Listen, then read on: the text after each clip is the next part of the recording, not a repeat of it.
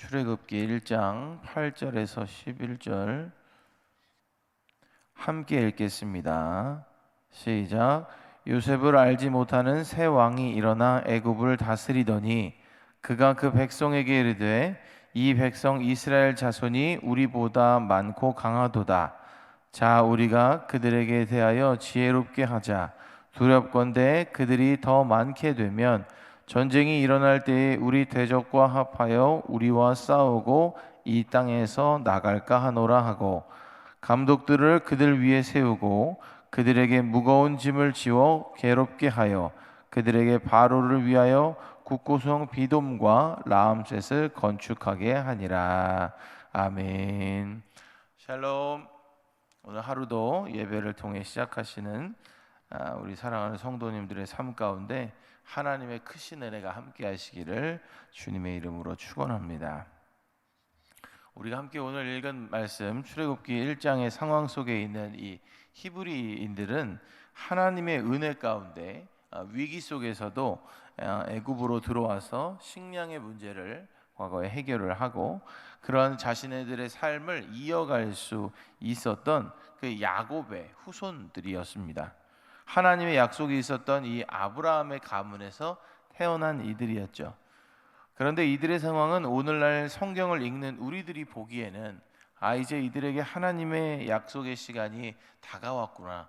그래서 하나님의 일들과 하나님의 역사하심이 이들의 삶 가운데 있을 것이다 라고 우리가 볼 수가 있지만, 이 당시를 살아가는 이들이 겪기에는 굉장히 힘들고 어려운 시간을 보내고 있었습니다.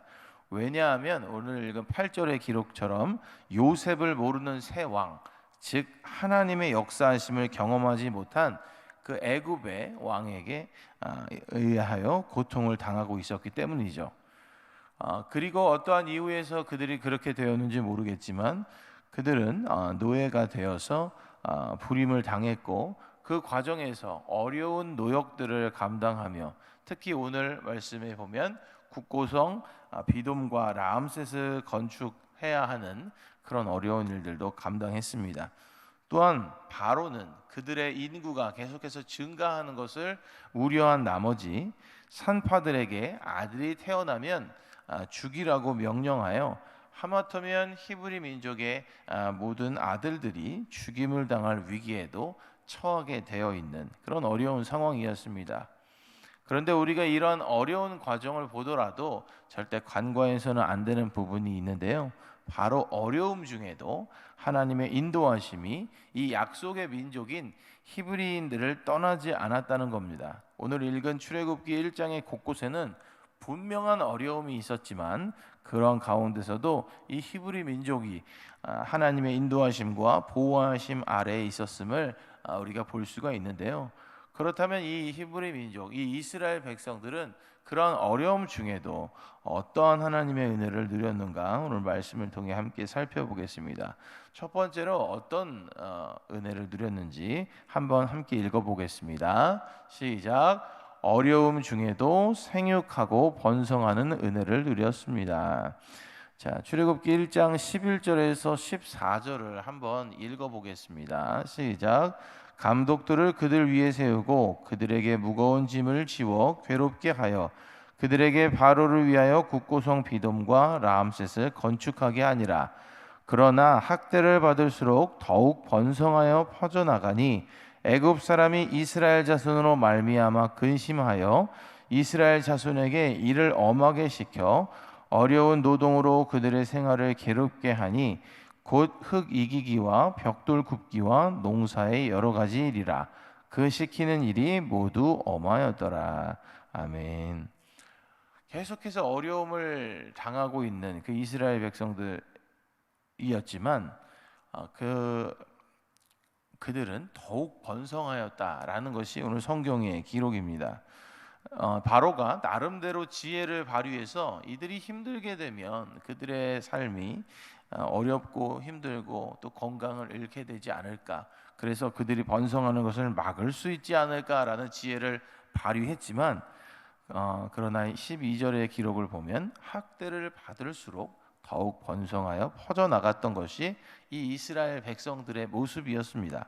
어려움이 그들에게 없었던 것은 아닙니다. 그러나 그러한 어려움 중에도 더욱 번성함을 살아갔죠. 사랑하는 성도 여러분, 하나님의 자녀들에게는 이렇게 어려움 중에도 하나님의 인도하심이 늘 함께합니다. 이것이 하나님의 자녀가 누리는 하나님의 은혜이죠. 어렵고 힘들지만 하나님의 약속이 함께하는 이들에게는 하나님께서 이렇게 큰 은혜를 내려주십니다. 세상의 어떤 어려움도 하나님 안에서 살아가는 이들에게는 어쩌면 문제가 아니고 어려움이 아닌 것이죠. 약속의 민족은 말씀을 통해 보듯 이러한 은혜를 누렸습니다. 그렇고 또한 오늘날 구원받은 성도이고 약속의 자녀인 우리들에게도 하나님의 동일한 은혜와 복이 함께 하시는 것을 분명히 믿으셨으면 좋겠습니다. 그리고 그러한 믿음 가운데 어려움 중에도 생육하고 번성하는 하나님의 복을 누리시는 사랑하는 성도님들이 되시기를 주님의 이름으로 축원합니다. 다음으로 이스라엘 백성들은 어려움 중에 어떤 하나님의 은혜를 누렸을까? 두 번째 함께 읽어보겠습니다. 시작. 어려움 중에도 생명을 보존하는 은혜를 누렸습니다. 네, 그들은 어려움 중에도 더욱 생육하고 번성했을 뿐만이 아니라 그들의 자식들과 그들의 자손들, 특별히 그 아들들은 무사히 생명을 보존할 수가 있었습니다. 출애굽기 1장 15절, 16절 그리고 22절을 함께 읽어보겠습니다. 시작.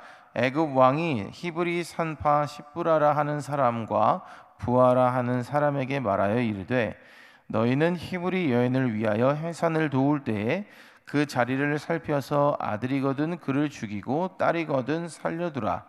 그러므로 바로가 그의 모든 백성에게 명령하여 이르되 아들이 태어나거든 너희는 그를 나일강에 던지고 딸이거든 살려두라 하였더라. 아멘.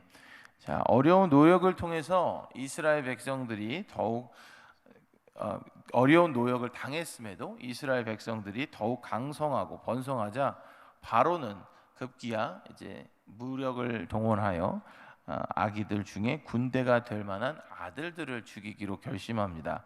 그는 산파들을 시켜서 아들이면 죽이고 딸이면 살려두라고 이제 명하게 되죠. 그러나 산파들이 바로보다 하나님을 더 두려워한 나머지 왕의 명령을 어기고 그 아들들을 살려두게 됩니다. 결국 그렇게 이스라엘 백성들은 생명의 해함이 없이 그 자손들이 더욱 번성하고 강해지게 됐죠. 사랑하는 성도 여러분, 오늘 말씀을 통해 볼 수 있듯이 생명은 하나님께 있습니다. 세상에 어떤 이들이 우리의 생명을 해하려 할지라도 하나님의 사람들에게는 생명을 보존하시는 하나님의 은혜가 있음을 분명히 믿으시길 바랍니다.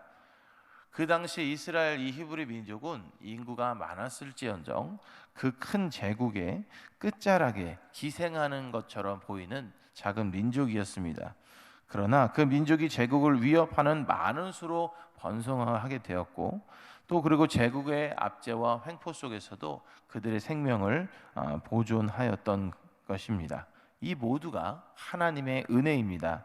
또한 오늘을 살아가는 우리들도 마찬가지입니다. 우리가 오늘날 어떤 외압이 있어서가 아니라 우리의 생명을 잘 보존하는 것도 하나님께서 우리의 생명을 지켜주시고 인도하시기 때문인 것을 분명히 믿으셨으면 좋겠습니다.